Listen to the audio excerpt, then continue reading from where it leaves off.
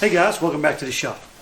In the last video we did not get the 4-door running. We tried, we got the engine unstuck, we got spark, we added some fuel, no compression. Now a lot of you guys didn't think I tried hard enough, when really I probably didn't go into as much detail as I should have in the last video.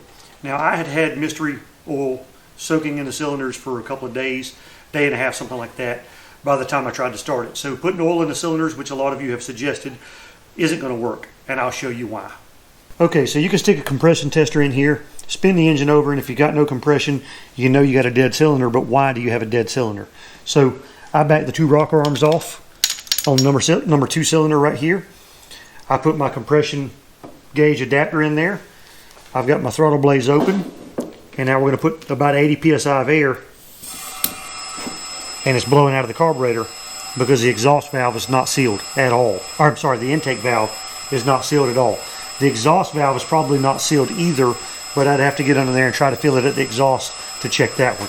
So with the rocker arms backed all the way off, the valve should be sealed at least enough to keep it from blowing back out of the carburetor, and it was blowing a pretty good bit through the carburetor. So I know that the valve's at a problem. Now I could just throw another set of heads on here, but there's two problems with that. First off, I don't have another set of heads that aren't done up or ready. Second, the cylinders are still probably junk, so I could probably make it run, but this car's got so many other issues with it right now, that's not where I'm going to go with it. Now for the issues on this car. Well, it's pretty obvious. The driveline, well, we know about that. We know about the engine at least. The engine needs to be rebuilt. The transmission is a power glide. Who knows if it needs to be rebuilt or if it's working. I know it was driving when it was parked there, but I don't know if sitting for 25 or 30 years has done it in. It would at least need to be cleaned up and resealed everywhere. So the rear end is an 8.2 inch 10 bolt that I've had for almost 30 years. It was in my first car, and I took it out, put an 8.5 inch in it, and I've had that thing laying around ever since. So who knows what kind of condition it's in on the inside. As far as the electrical is concerned, well, there's a reason I use my little startup controller here. I didn't want to hook a battery up to this firebox. Now, the wiring is mostly complete. The front harness from the bulkhead connector all the way up to the headlights, it's missing. Somebody robbed it for their project while it was sitting for 25 or 30 years. So the rest of it's complete, but it's in really bad shape. It's been chewed on a lot by rodents.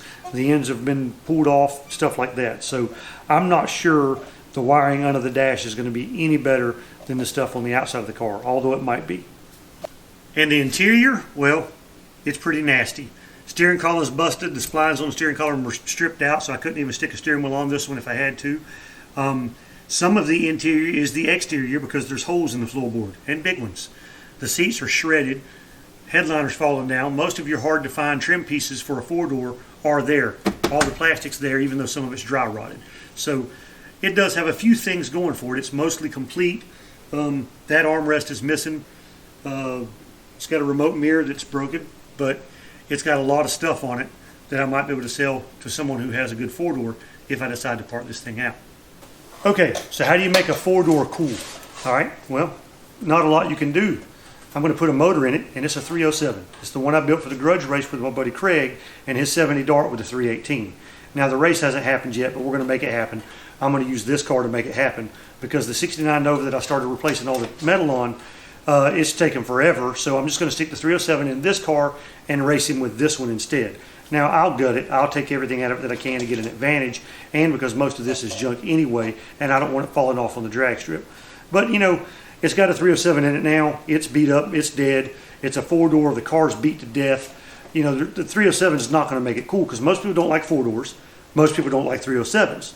So how do you make a 4-door car with a 307 cool, even if it does make about 300 horsepower? You stick a turbo on it. That's how you make it cool. That's what I'm going to do.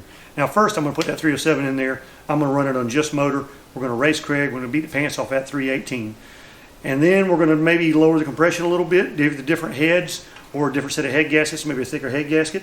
And then we're going to stick the turbo on there and see if we can make about 10 or 12 pounds of boost and not scatter the bottom end all over the track.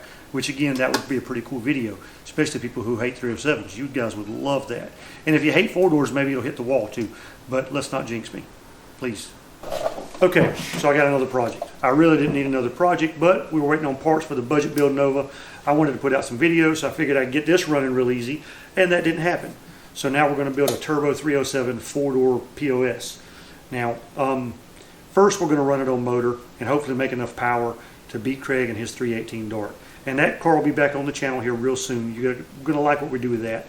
But anyway, the budget build Nova, I've been waiting on parts for it, so I figured, hey, while I'm waiting, let's get some videos out. I figured I'd get this in the shop, get it cranked up, and be a hero, and it didn't happen. So we're going to have to do something pretty cool with it. I figure a turbo, a little bit of boost, a little bit of fun with it, try to see how light we can get it, stuff like that.